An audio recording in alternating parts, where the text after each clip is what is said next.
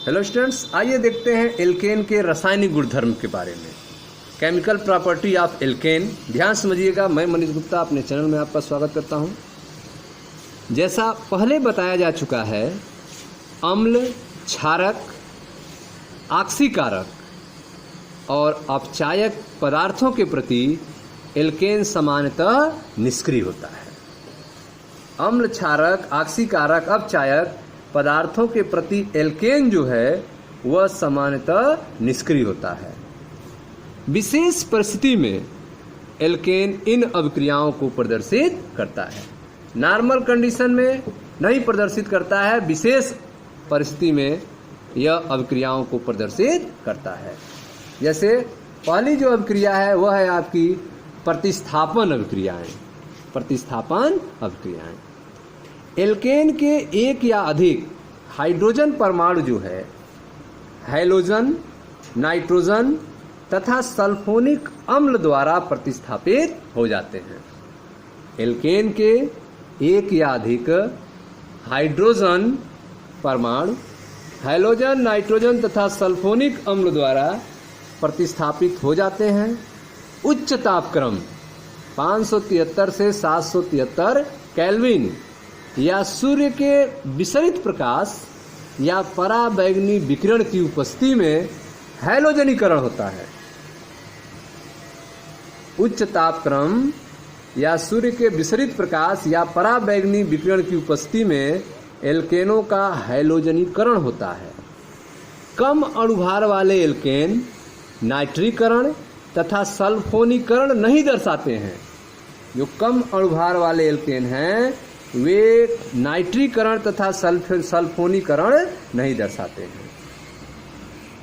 ठीक है, वे अभिक्रियाएं जिनमें एल्केन के हाइड्रोजन परमाणु प्रतिस्थापित हो जाते हैं उन्हें प्रतिस्थापन अभिक्रियाएं कहते हैं। वे अभिक्रियाओं जिनमें एल्केन के हाइड्रोजन परमाणु प्रतिस्थापित हो जाते हैं ऐसी अभिक्रियाओं को प्रतिस्थापन अभिक्रियाएं कहते हैं। जैसे मेथेन का क्लोरीनीकरण। मेथेन का क्लोरीनीकरण नीचे दिया गया है। हैलोजनीकरण या हैलोजनन। हैलोजनीकरण या हैलोजनन में हम मेथेन का देखते हैं क्लोरीनीकरण के बारे में। मेथेन प्लस Cl2 सूर्य का प्रकाश की उपस्थिति में एक हाइड्रोजन मेथेन का अलग होगा और उससे Cl जुड़ेगा और जो हाइड्रोजन अलग होगा Cl से मिलकर HCl बना लेगा। क्योंकि यहाँ पे दो Cl हैं, एक Cl हाइड्रोजन कार्बन से जुड़ जाएगा और जो हाइड्रोजन अलग होगा उससे एक Cl जुड़ जाएगा जिससे CH3Cl और HCl बनेगा, अर्थात क्लोरोमीथेन बनेगा। मेथेन के क्लोरीकरण में पहले क्लोरोमीथेन बनता है, फिर जो है एक हाइड्रोजन फिर निकलता है जिससे CH2Cl2 बन जाता है डाइक्लोरोएथेन। फिर एक हाइड्रोजन अलग होता है जिससे CHCl3 बन जाता है ट्राइक्लोरोमीथेन। फिर लास्ट में एक हाइड्रोजन बचा हुआ अलग हो जाता है जिससे CCl4 अर्थात टेट्राक्लोरोमीथेन बन जाता है। इस तरह से मेथेन के क्लोरीनीकरण के द्वारा आपको कई कंपाउंड प्राप्त होते हैं। क्लोरोमीथेन, डाइक्लोरोएथेन, ठीक है, डाइक्लोरोमीथेन, ट्राइक्लोरोमीथेन और टेट्राक्लोरोमीथेन। एथेन का क्या होता है? एथेन CH3 सिंगल बंध CH3 प्लस Cl2 सूर्य का प्रकाश बनेगा क्लोरोएथेन प्लस HCl। ठीक है, एल्केनों के हैलोजन के साथ अभिक्रिया जो है, एल्केनों की हैलोजन के साथ अभिक्रिया की गति का क्रम जो है वह fluorine greater than chlorine greater than bromine greater than iodine है। एल्केनों की हैलोजन के साथ क्रिया की गति जो है, सबसे तेज रिएक्शन जो है एल्केन से वह फ्लोरीन करता है, सबसे स्लो रिएक्शन आयोडीन करता है। एल्केनों के हाइड्रोजन के विस्थापन की दर जो है वह तृतीयक में ज्यादा होती है, उसके बाद द्वितीयक फिर प्राइमरी है। तृतीयक ग्रेटर देन द्वितीयक ग्रेटर देन प्राइमरी है। फ्लोरीनीकरण प्रचंड व अनियंत्रित होता है। ठीक है, जो फ्लोरीनीकरण है वह प्रचंड और अनियंत्रित होता है, जबकि आयोडीनीकरण जो है बहुत धीमा होता है। यह एक उत्क्रमणीय अभिक्रिया है। यह अभिक्रिया ऑक्सीकारक की उपस्थिति में होती है। आयोडीनीकरण जो है एक उत्क्रमणीय अभिक्रिया है और ऑक्सीकारक की उपस्थिति में होती है, HiO3 या HNO3 की उपस्थिति में। CH4 प्लस I2F बनेगा CH3I plus HI। HiO3 plus 5HI बनेगा 3I2 प्लस 3H2O। यह जो हैलोजनीकरण आप देख रहे हैं, यह मुक्त मूलक श्रृंखला क्रियाविधि द्वारा 3 पदों में संपन्न होता है। हैलोजनीकरण फ्री रेडिकल मैकेनिज्म मुक्त मूलक क्रियाविधि द्वारा इन 3 पदों में अर्थात प्रारंभन, संचरण और समापन द्वारा संपन्न होता है। हैलोजनीकरण की क्रियाविधि देखते हैं, जिसमें क्लोरीनीकरण के बारे में देखेंगे। तो क्रियाविधि में सबसे पहला जो वर्क होता है वो होता है इनिशिएशन अर्थात प्रारंभन।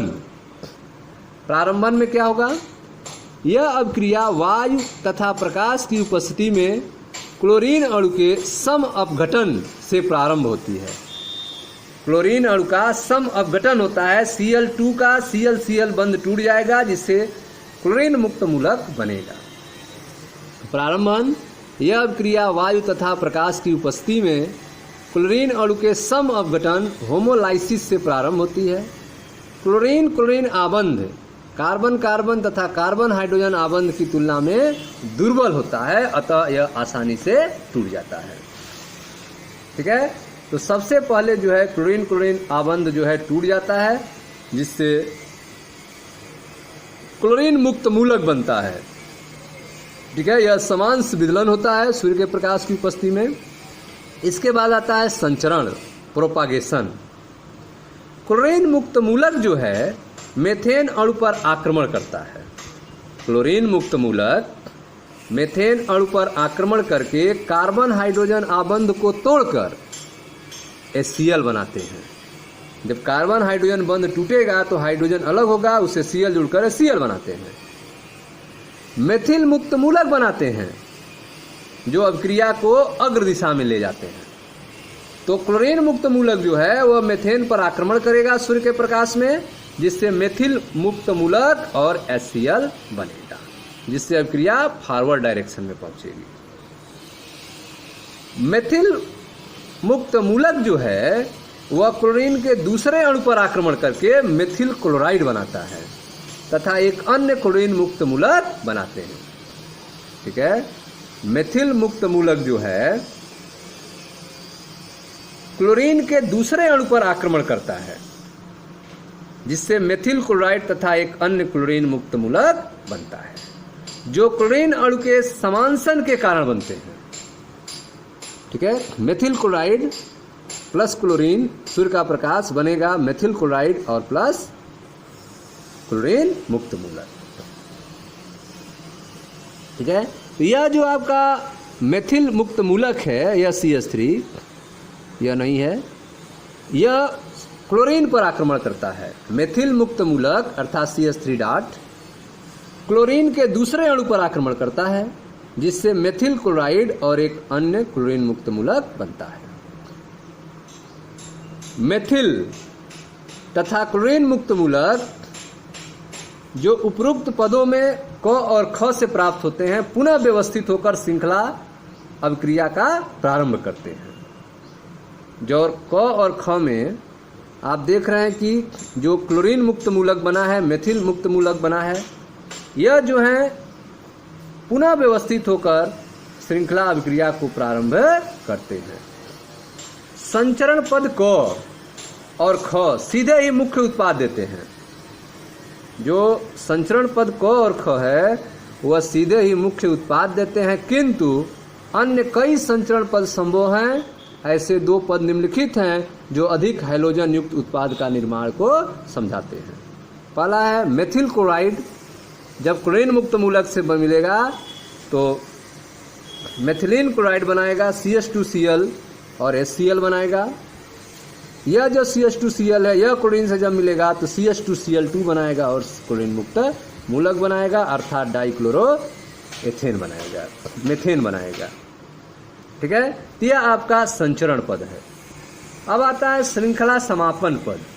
लास्ट में क्या होगा?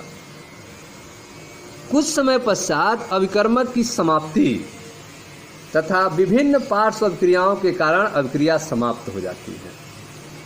कुछ समय बाद जो है अभिकर्मक की समाप्ति और विभिन्न पार्श्व अभिक्रिया के कारण अभिक्रिया समाप्त हो जाती है। विभिन्न संभावित श्रृंखला समापन पद जो होते हैं वो निम्नलिखित हैं।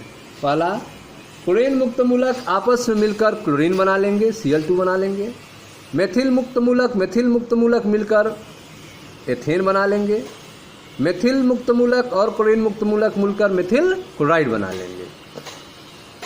यद्यपि गो वाला जो आप देख रहे हैं जिसमें मेथिल क्लोराइड एक उत्पाद बनाता है, किंतु ऐसा होने में मुक्त मूलकों की कमी हो जाती है।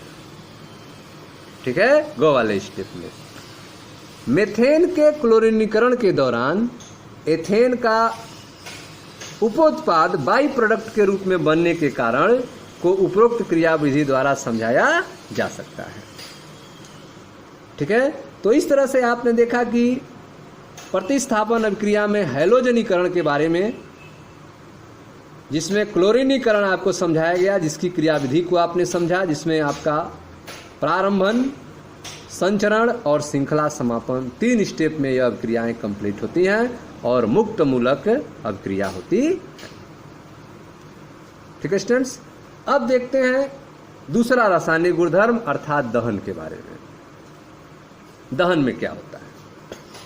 दहन एल्केन वायु तथा डाई ऑक्सीजन की उपस्थिति में गर्म करने पर, एल्केन जो है वायु तथा डाई ऑक्सीजन की उपस्थिति में गर्म करने पर पूर्णतः ऑक्सीकृत होकर कार्बन डाइऑक्साइड तथा जल बनाते हैं।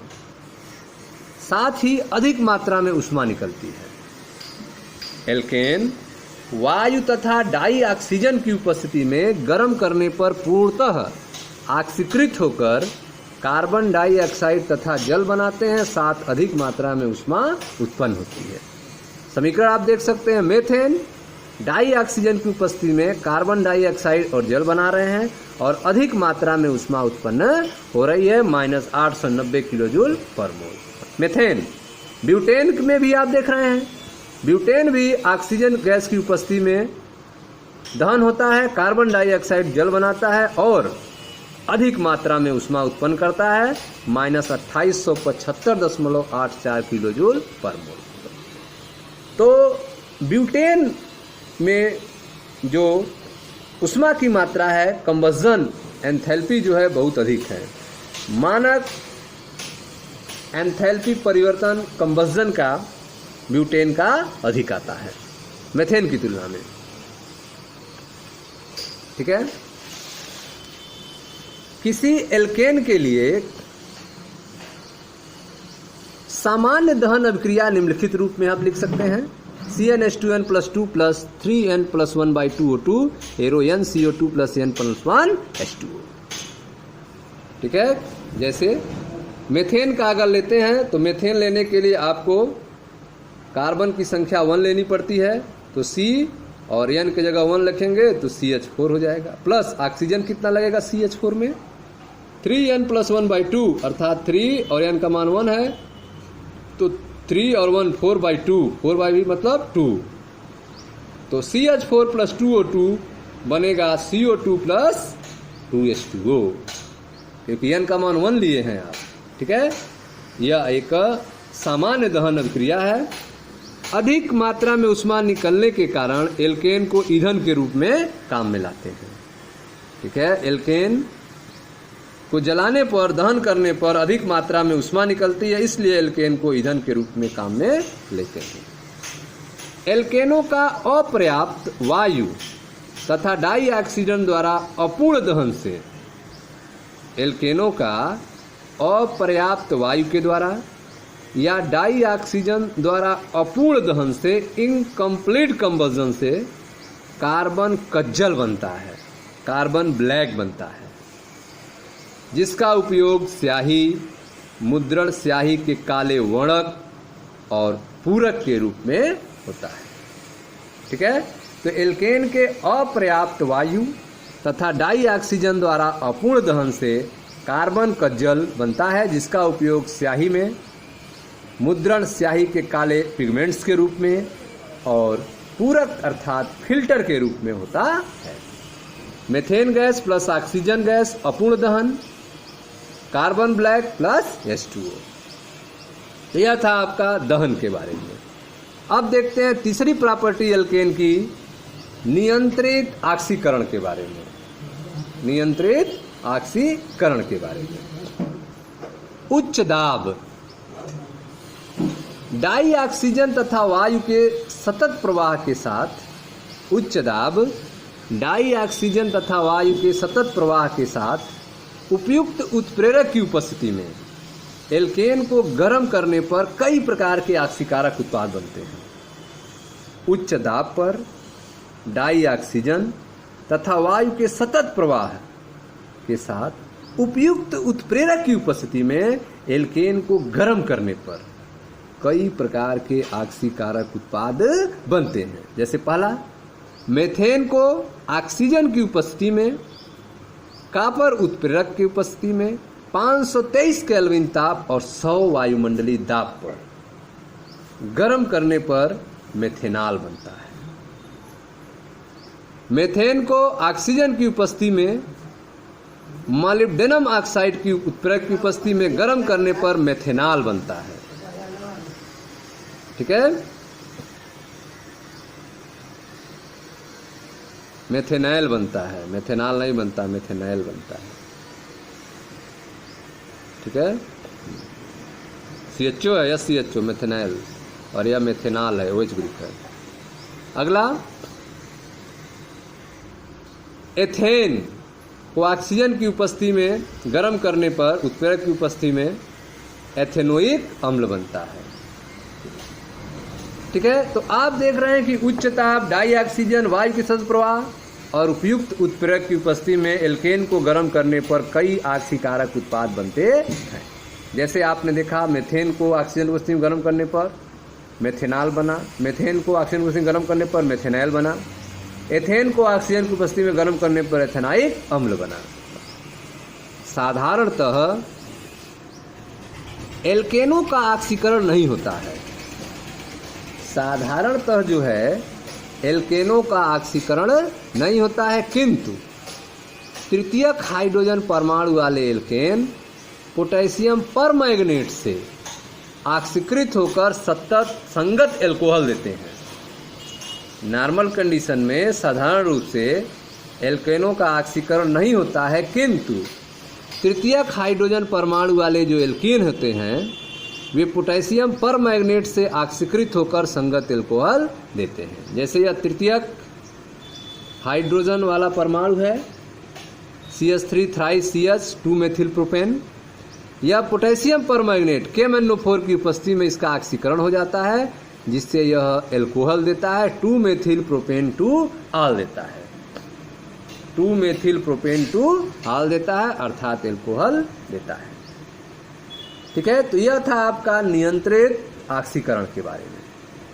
अगला जो है आपका वह है समावीकरणी आइसोमरिज्म के बारे में। समावीकरण या समावयवन के बारे में। नॉर्मल एल्केन को निर्जल एल्युमिनियम क्लोराइड, नॉर्मल एल्केन को निर्जल एल्युमिनियम क्लोराइड तथा हाइड्रोजन क्लोराइड गैस की उपस्थिति में गर्म करने पर वे उनके शाखित श्रृंखला वाले एल्केन में समावीकृत हो जाते हैं। नॉर्मल एल्केन को अगर निर्जल एल्युमिनियम क्लोराइड तथा हाइड्रोजन क्लोराइड गैस की उपस्थिति में गर्म करेंगे तो नॉर्मल एल्केन जो है शाखित श्रृंखला वाले एल्केन में बदल जाएगा, अपने आइसोमर में बदल जाएगा। मुख्य उत्पाद नीचे दिए गए हैं तथा अन्य अल्प उत्पाद बनने की संभावना भी होती है, जिसे आप सोच सकते हैं। अल्प उत्पादों का वर्णन सामान्यतः कार्बनिक अभिक्रियाओं में नहीं किया जाता है। ठीक है। तो आप देख रहे हैं कि यह आपका नॉर्मल एल्केन है, अर्थात नॉर्मल हेक्सेन, जिसको निर्जल एल्युमिनियम क्लोराइड और हाइड्रोजन क्लोराइड गैस की उपस्थिति में गर्म किया जा रहा है, जिससे यह जो सीधी श्रृंखला वाले हैं वे शाखा वाले में बदल जाएंगे, अर्थात 2 मेथिल पेंटेन 3 मेथिल पेंटेन में बदल गए हैं। नॉर्मल हेक्सेन ब्रांच में चेंज हो गया एल्युमिनियम क्लोराइड और हाइड्रोजन क्लोराइड गैस की उपस्थिति में गर्म करने पर, और बना नॉर्मल हेक्सेन से 2 मेथिल पेंटेन और 3 मेथिल पेंटेन। ठीक है। अगला जो प्रॉपर्टी है वह है आपका एरोमेटीकरण या एरोमेटन। 6 या 6 से अधिक कार्बन परमाणु वाले नॉर्मल एल्केन, 6 या 6 से अधिक कार्बन परमाणु वाले नॉर्मल एल्केन जो हैं एल्यूमिना आधारित वेनेडियम, मॉलिब्डेनम तथा क्रोमियम के ऑक्साइड की उपस्थिति में 773 केल्विन तथा 10 से 20 वायुमंडलीय दाब पर गर्म करने पर विहाइड्रोजनीकृत होकर बेंजीन या उसके सजातीय व्युत्पन्न में चक्रीकृत हो जाते हैं। इस अभिक्रिया को एरोमेटीकरण या पुनर्संभवन कहते हैं, रिफॉर्मिंग कहा जाता है। ठीक है। तो 6 या 6 से अधिक कार्बन परमाणु वाले नॉर्मल एल्केन, 6 या 6 से अधिक कार्बन परमाणु वाले नॉर्मल एल्केन एल्यूमिना आधारित वेनेडियम, मॉलिब्डेनम तथा क्रोमियम ऑक्साइड की उपस्थिति में 773 केल्विन तथा 10 से 20 वायुमंडलीय दाब पर गर्म करने से विहाइड्रोजनीकृत होकर बेंजीन या उसके सजातीय व्युत्पन्न में चक्रीकृत हो जाते हैं। इस अभिक्रिया को एरोमेटीकरण या पुनर्संभवन कहा जाता है। ठीक है। यह आपका नॉर्मल हेक्सेन है। क्रोमियम ऑक्साइड या वेनेडियम पेंटा ऑक्साइड या ठीक है मॉलिब्डेनम ऑक्साइड की उपस्थिति में 773 केल्विन ताप पे 10 से 20 वायुमंडलीय दाब पे यह बेंजीन में कन्वर्ट हो जाता है। टॉलुइन बेंजीन का मेथिल व्युत्पन्न है। टॉलुइन जो है वह बेंजीन का मेथिल व्युत्पन्न है। टॉलुइन के विरचन के लिए आप कौन से एल्केन का सुझाव करेंगे? ये आपका होमवर्क है, कमेंट बॉक्स में इसका आंसर दीजिएगा।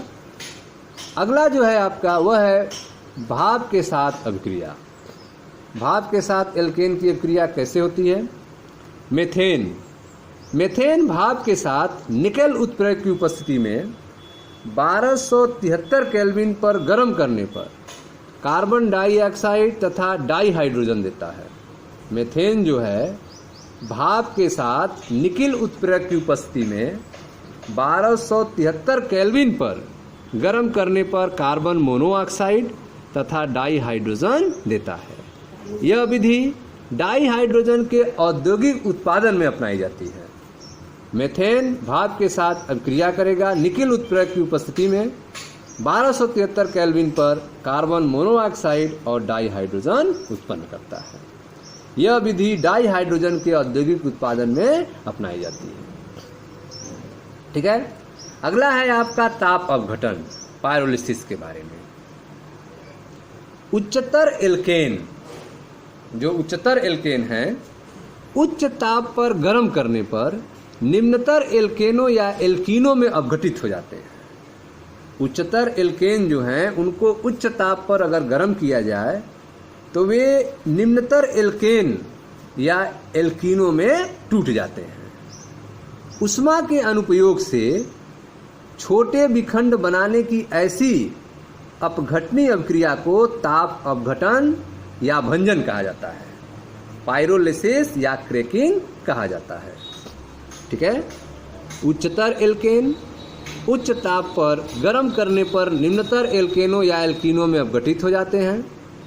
उष्मा के अनुप्रयोग से छोटे विखंड बनाने की ऐसी अपघटनीय अभिक्रिया को ताप अपघटन या भंजन कहते हैं। यह आपका हेक्सेन है। 773 केल्विन पर यह टूट जाता है। ठीक है। हेक्सीन में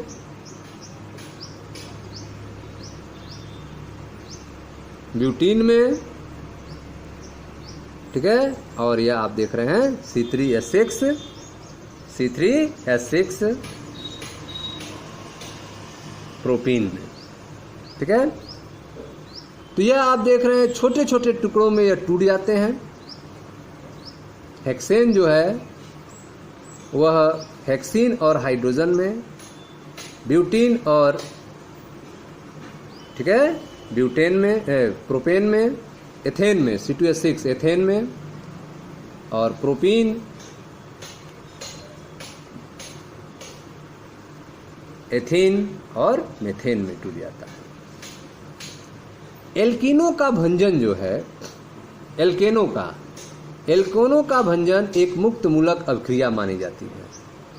एल्केनों का भंजन जो है एक मुक्त मूलक अभिक्रिया मानी जाती है। केरोसिन तेल या पेट्रोल से प्राप्त तेल गैस या पेट्रोल गैस बनाने में भंजन के सिद्धांत का उपयोग होता है। एल्केनों का भंजन जो है एक मुक्त मूलक अभिक्रिया मानी जाती है। केरोसिन तेल या पेट्रोल से प्राप्त तेल गैस या पेट्रोल गैस बनाने में भंजन के सिद्धांत का उपयोग होता है।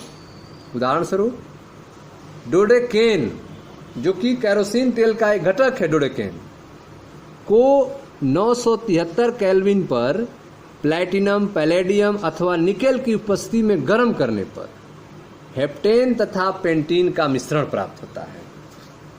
डोडेकेन जो कि केरोसिन तेल का घटक है, इसको 973 केल्विन पर प्लैटिनम, पैलेडियम और निकेल की उपस्थिति में गर्म करने पर हेप्टेन तथा पेंटीन का मिश्रण प्राप्त होता है। यह आपका डोडेकेन है। इसको 973 केल्विन पे गर्म करते हैं, प्लैटिनम, पैलेडियम या निकेल की उपस्थिति में हेप्टेन और पेंटीन प्राप्त होता है।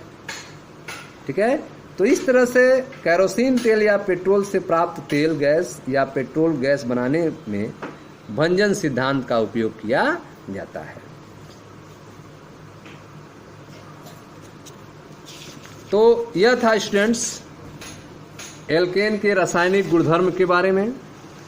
मिलते हैं नेक्स्ट वीडियो में, जहां इसके अगले प्रॉपर्टी के बारे में चर्चा की जाएगी। मैं मनीष गुप्ता अपने चैनल में आपका स्वागत करता हूं। वीडियो को लाइक करें, शेयर करें, चैनल को सब्सक्राइब करें। धन्यवाद दोस्तों।